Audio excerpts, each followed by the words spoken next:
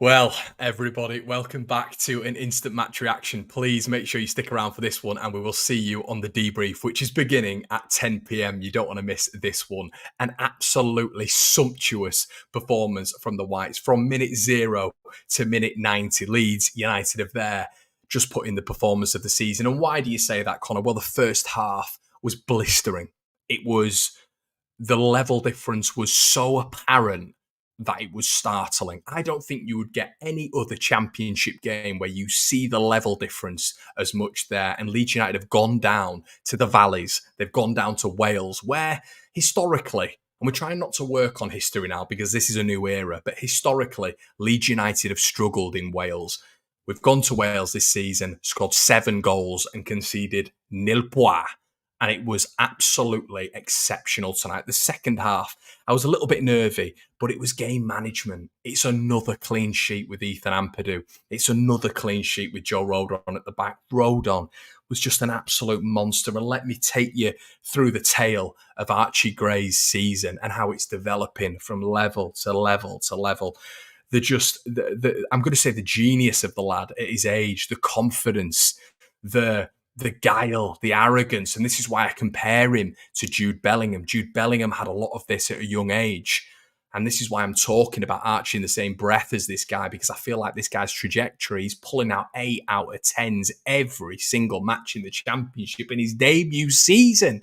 We're getting Willy Gnonto going forward and doing what he's doing. This guy hasn't been featuring for Leeds United. He's coming on and putting in a performance like that. And to be honest with you, in the past 4 games, I think he's been absolutely brilliant. To say he's been out for such a large portion of the season. He's come in difficult situations. He's had a difficult start to the season. And by God, he's come in, scored 2 goals tonight, scored the winner against Bristol City, got assists, and I'm just buzzing for him. I was so on his side. And I was begging for him to do well, to come back in and show that technical ability, which is then going to get Leeds fans back on side. And boy, has he done that. Some fantastic finishes, one with his right tonight, one with his left, drilled into the bottom corner, composure and execution, which is absolutely what Leeds United have needed. They were blown away tonight. Before the game, we had their manager coming out, Lee Williamson, without any disrespect, I don't know his name, but him coming out and saying, look, we've turned a corner. We beat Hull at the weekend. 45 minutes against Southampton. They were the better side. Tonight, they were absolutely battered from pillar to post. For 15 minutes, it was Ole football with the Whites. Keeping possession, dictating play, lovely little 1-2s, little trio passing in the corner, zip, zap, thank you, ma'am. It was that simple for Leeds United. I'm going to go out on a whim and say it was easy. And you never come on here and hear me say that. I'm always coming on here and saying, oh, we've got to be careful. Look, they're getting into it a little bit more. That was a piece of you-know-what. It was, the travelling fans will have absolutely loved that. I know Brownie was there today. He'll have absolutely loved that, and everybody else down there as well. It was exceptional from the Whites. There was standout performers everywhere. I thought Kamara was back to his best tonight. The checks, but also opening his body onto that right foot and playing the ball quicker, which is what we need in these transitional points. When you've got 4 forward like that, like we saw tonight, and you're feeding them the ball quicker, it's only going to be good. There's going to be 70% of those offensive actions that are going to come to Leeds' favour in terms of goals. And you saw that tonight. Leeds could have had 10. We could have had 15 tonight. It was dominant, absolutely dominant. And they were excellent, every single one of them. And I'm so proud of them tonight. The first half was, I will say this, the best half of football since King Bielsa left. That's how good that was. Dominant. Completely dominant. Keep using that word. But it was just, it was levels.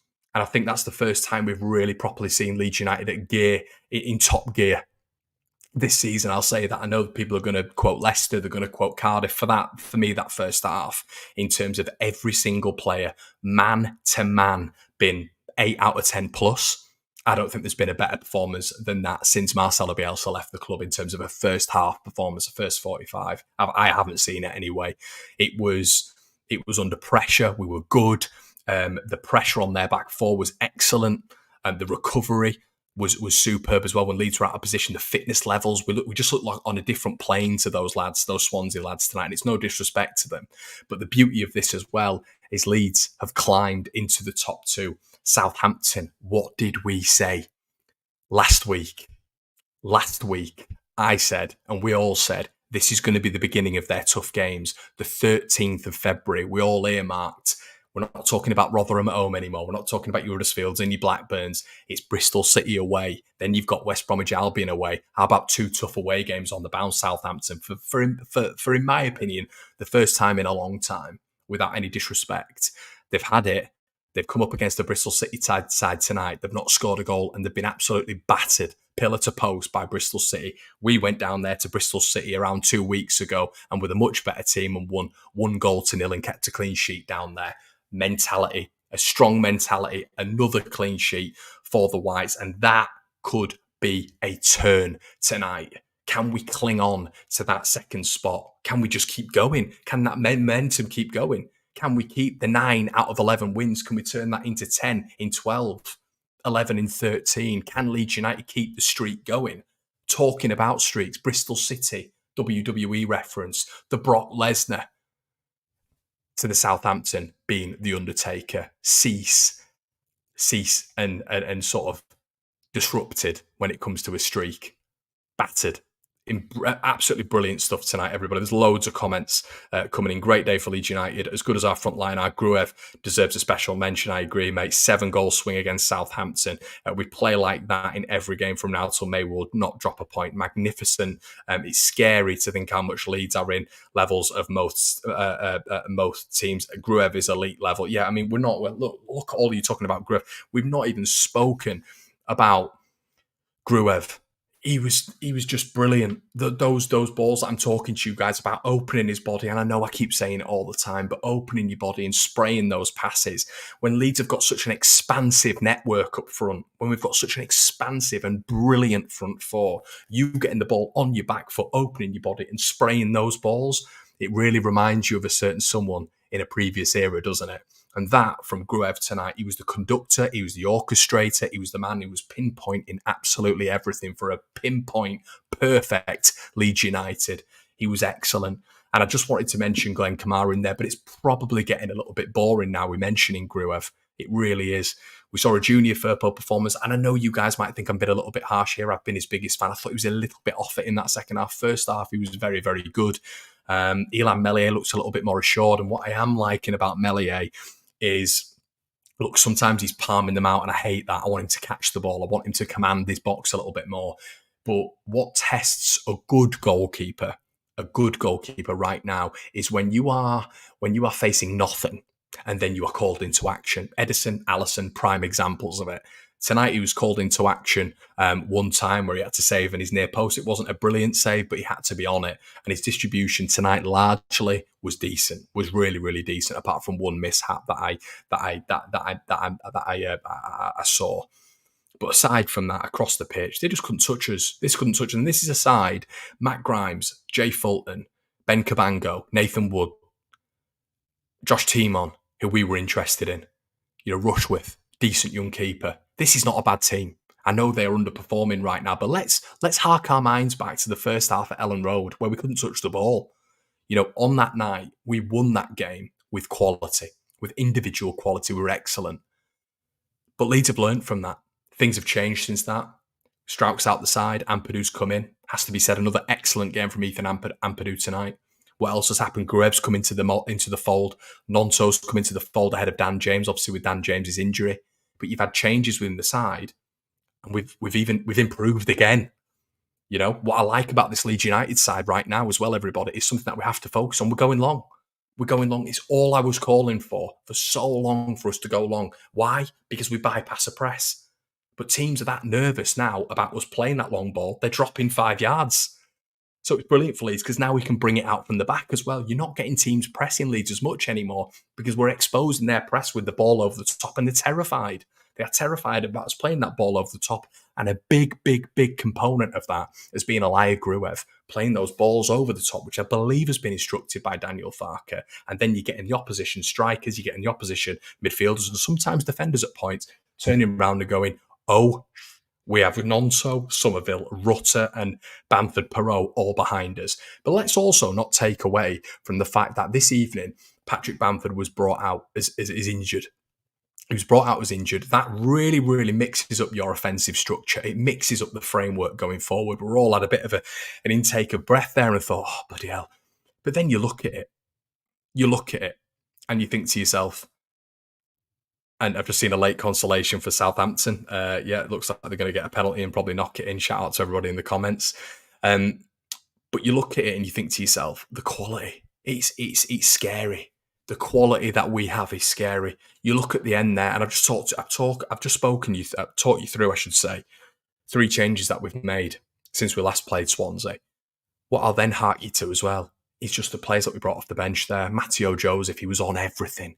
Just a physical, athletic lad who looks like he's a whisker away from his first Leeds United goal, which I personally cannot wait for. I'm really, really, really urging him on to score a goal. I'm going to be really excited when he does that.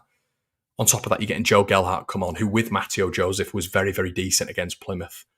You're then looking at Dan James. You're then looking at Connor Roberts. You're then looking at Pascal coming back. Charlie Cresswell's on the bench, featuring heavily in a Millwall side last year, which was largely successful by their standards. Listen, it's exceptionally good, and I can see everybody's talking about Southampton there, and it's 3-1, fair enough, but I'm not really that bothered about that. I mean, let's have a quick look at the minute on SofaScore, guys. You can check SofaScore out, link in the description below as well, but I don't feel that. I think it's a late consolation, presumably, unless they're going to just make me look like a fool. Yep, 3-1, last minute, no problem. West Brom, by the way, are beating Cardiff City at home. Nice to get them on that momentum mark as well. But listen, everybody, absolutely buzzing. Really am. Let's get a few of your comments in. Connor, how do we pick 11? You bang on, mate. JC says, just look to SofaScore, get it downloaded. Not a single player in the starting 11 got below a 7. Guys, SofaScore's free, completely free, and you get additional bits with one Leeds as well. Download it, link is in the description below. Please like the video as well. Incredible numbers here. It's fantastic to see all you Leeds fans. We're doing a debrief immediately after this, if you don't just want to hear my opinions. So please stay tuned for that as well. Great to see you all here. Penalty Southampton. Yeah, let's keep on our stuff. Leeds cooking on gas. Southampton dropping points. Happy days. And this is it, Claire. You bang on. And this is exciting times. They all look so drilled now in possession and keeping the ball as well. Got to give Farker it for that one. You have Giant. You bang on. And David said, scared of complacency setting. Think Farker will keep them concentrated on it. The players that have come in to push us on, they have. And do you know what? I, at the start of the season, maybe was a bit critical of Daniel Farker. I wondered about his man management. Do you know what? At this moment in time, he's proving me wrong. And I love that. I love being proven wrong. You know, I'm just a simple YouTuber on here. I'm nothing special. I'm a simple YouTuber coming on and giving my thoughts. I'm a fan, you know. And Daniel Farker is proving me wrong because what he's done with, I have to say, Willy Gnonto, the Jed Spence situation, you're probably taking a step back in myself looking at that and thinking, yeah, okay, well, maybe you were a little bit off the mark with that one. You're looking at what he's going to be doing with probably Connor Roberts and Archie Gray in terms of where he's going to fit them in, how he's going to manage that one. You know, you coined a phrase from, I know, Sam Allardyce not long ago saying, you know, 90% of management is man management. And I know in the new era, I know in the new age, it's tactical and it's all about ingenuity and phases and all these press resistant and all these phrases and keywords you hear nowadays. But he's not far off. You know, you look at all the top managers in history, Don Revie, Brian Clough, Alex Ferguson, Jose Mourinho, they will all point to one thing being absolutely key when it comes to management, and it's man management. So shout out to Daniel Farker with how he's managed a lot of these players, a lot of these young players as well. He's kept Gnonto hungry. He's kept Jaden Anthony hungry as well. He kept Joseph hungry. Gelhardt put in a really good performance against Plymouth as well. Came on there, looked hungry. Gruev has been out the side for the majority of the season, has come back in and has looked brilliant. And it is getting to a point right now where you're looking as a Leeds United fan and thinking, where do we? I'm not worried. I didn't come into tonight worried. I came into tonight with a little bit of historical reference and thinking to myself, oh well, we've lost this before. We've lost games at Cardiff before, at Swansea before. And I'm looking at Martinez. I'm thinking of Rodgers. I'm thinking of Laudrup. I don't know if Laudrup was in the Championship actually, but Swansea went through a period of managers who they're hiring everywhere, and they're all brilliant. Laudrup was in the Premier League actually, wasn't he? But just all these fancy names that are coming to my head. But listen, they've always been a tough team for Leeds United to beat, and Wales has always been a tough period in Leeds' fixture calendar, and we've managed it so well. Listen, all good, innit? All good in the hood, as the young kids say. Hey, listen, We're going to be over in about 4 minutes on the debrief. I want to see every single one of you legends there. Let's go over it. Southampton 3-1 loss this evening as well. Nice consolation penalty. We said on the stream that we're going to get it there in the end. Hey, I'll see you in a bit. See you over on the debrief, everybody. Check out One Leeds.